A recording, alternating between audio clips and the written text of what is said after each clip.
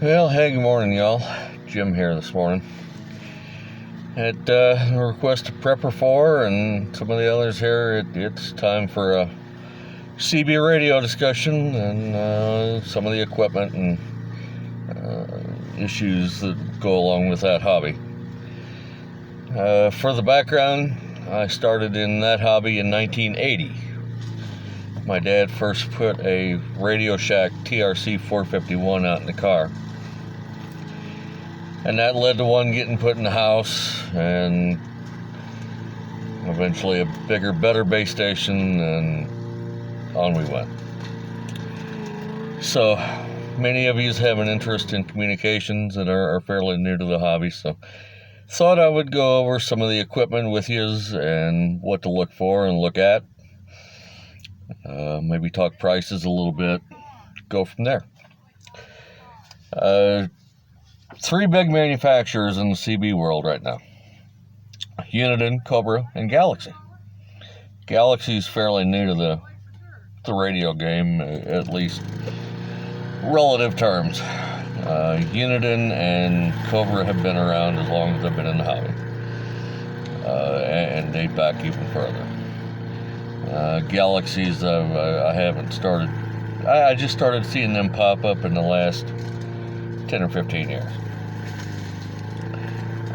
Cobra, I know, goes back to the 23 channel days. CB went from 23 channels to 40 by FCC mandate in 1977. I should hasten to add that you'll still see a lot of 23 channel equipment floating around. A lot of it's still very good equipment despite its age. So don't necessarily discount a 23 channel radio because it's old or because it's only 23 channels. So there you go. Biggest issues to look for CB wise is just largely dependent upon your budget. So don't think that's going to be a bad thing necessarily. All depends on what you're trying to do and how much money you have to work with. That easy. Now, as far as Uniden, made the list this morning. They've got the low-end stuff like the 505 and the 510, which run about $40 a piece, depending on where you look. I'm personally not a big fan of the 505, just ergonomically. I'm a little old school, and these are fairly new rigs. Just personal opinion. I'm not going to dog them, but just ergonomically. On the high end, Uniden has what I've discovered is the Johnny 3 and the Johnson 2. The Johnny 3 is about $110 price-wise. The Johnson, I'm seeing around $150. Have not played with these rigs. Again, they're new. I don't know much about them. Uniden also has the 980 sideband radio, AM and sideband, run you about $130. Have known a few guys that have run them. They sound good. Just again, new equipment. Seem to be some menu-driven stuff, and again, I'm a dinosaur when it comes to a lot of this stuff. So I don't know. Uniden had a PC78. Per the Copper Electronics online catalog, though, those have been discontinued. Although I think if y'all hit a local truck stop or what have you, you may still find some for sale. The Uniden PC68, about $70.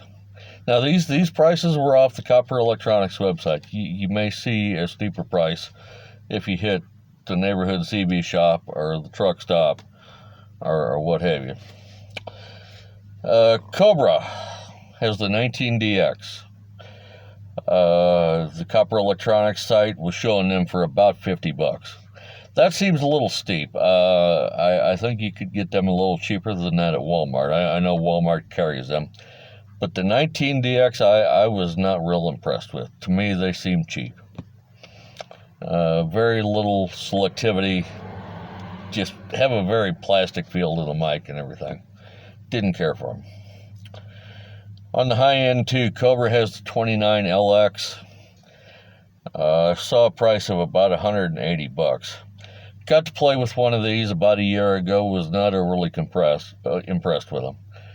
You can change the colors of the lights, and it's got the weather band, which is a nice feature, but they seem to have issues with the antenna warning light being too sensitive, and just ergonomically, again, I'm a dinosaur. They also make the 25 LTD, about $85, and the 29 LTD, about $95, plus or minus, again, depending on where you look. Both of these are fine, excellent radios. AM only, I should add. The 29 LTD does have a built-in SWR meter, which is nice. You always want to periodically check the SWR of your antenna, and having one built-in is a nice feature. I went over and looked at the Galaxies. Galaxy is the only one left making a base station anymore. At least as far as pure CBs. Don't get me onto the export radios, at least not yet. We may cover that another time. Those run about $340, which I don't know. You decide if you want to spend that kind of money. Buddy of mine bought one here a couple of years back, and it seemed like he had some issues with that. I want to say a heating issue or something. I'd have to ask him again what kind of problems he was having. Mobile-wise, they make the 939, which is an AM only, about $155. The 949, 959, and 979, which all have sideband. The 949 runs about $165. The 959, I seem to be coming across two models, a regular and a B. About a $10 price difference. I'm not sure what the difference is between the two. I don't know if the B's a little newer or what have you. I've never really messed around with Galaxies a whole lot. I've always played more with Cobras or Unidens. By the way, I should hasten to add, you will see a president name. You know, President Jackson, President Grant, President McKinley, a lot of that. Uniden and Jackson, or Uniden and President, I'm sorry, are the same thing. Maybe slight variations in the chassis, the mic wiring, things like that, but they're essentially the same radio.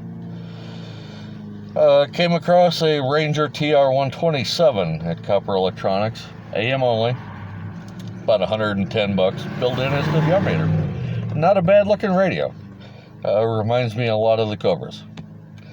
So I've never played a whole lot with one, but wouldn't mind trying. So there we are with that. Then there's some of the vintage gear. Pierce Simpson, Tram, Browning, Sonar, Hallicrafters, who made ham equipment, and Gonset, which also made amateur equipment back in the 50s.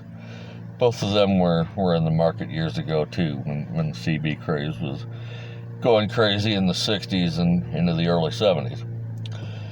Had a Pierce Simpson Guardian 23 years ago. It was a 23 channel base station, all tube, except for the regulators in the power supply.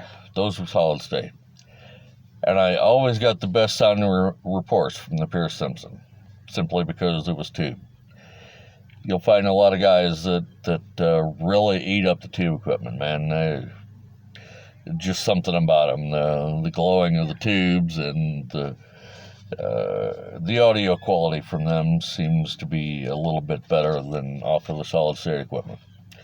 But the problem with the tube equipment, you know, many of us are preppers and worry about the grid going down and that sort of thing. The solid state equipment takes less power to run them, so your batteries, what have you, will run longer than for vacuum tubes. I'm a big fan of the trams from years ago. I had some Diamond 40s, a D42, Diamond 60. and wish I had them back soon. They made some very, very good equipment in the day.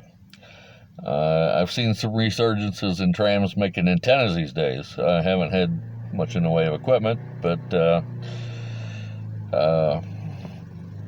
they're starting to make antennas again. Browning, another big one with the old school guys. The Mark IVs, Mark IIIs, etc. These are separate transmitters and receivers that are connected by a cable in the back. Real popular with a lot of the old school guys. But you're also going to pay a premium for that. Tram the same way. They made a base station years ago called the D201. And for one in premium shape, you're going to pay big bucks, $500-$600. Sonars are still floating around. I've got one in the shop right now, getting repairs. Had no power output or something when I got it for nothing from a friend, so you can't beat that on the price.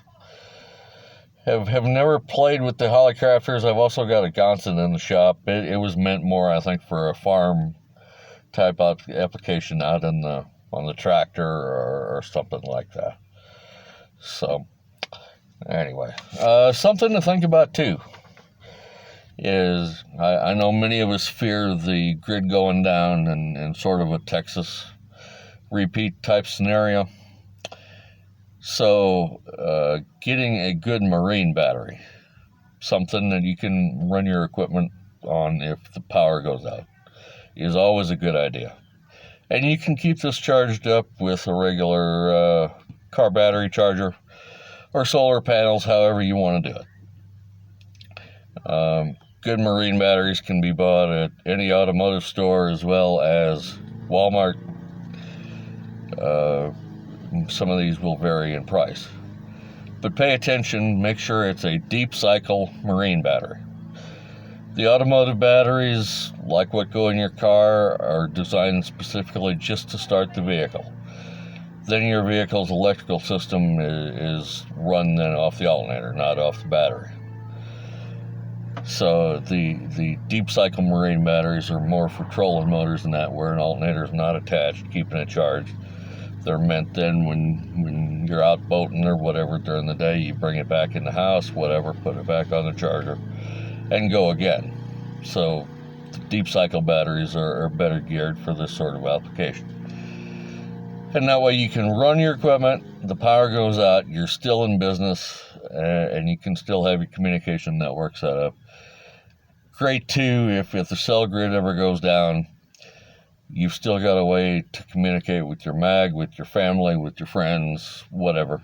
Make some good acquaintances, some good friends along the way. Some of my best friends have come through CB and amateur radio. Let me hasten to add, with CB radio, be very careful buying used equipment. A lot of guys who think they're radio technicians are dumbasses, okay? So don't think I'm picking on anyone in particular, but this is a big problem. And with used equipment, you never know where it's been, who's had their hands in it, who's done what to it. And these guys will get in there and take an otherwise good sounding piece of equipment and screw it up and make it sound like garbage.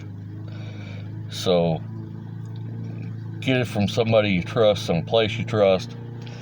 These guys will want to put talkback and echo and reverb and all this crap in there, making you think it sounds good. They think it sounds good. I think it sounds like crap. Personal opinion. Of course, I may well get chided for that, but personal opinion. All right, boys and girls, that's about it now. We're coming up on about 15 minutes here. Hope this helps. Throw me some comments here. Let me know what you think. See if I missed anything. If y'all need help with anything else, let me know. I'll be glad to come out, shoot some more videos, help y'all however way I can. So, all right, with that, I'll get off here, get this uploaded. Jimbo out.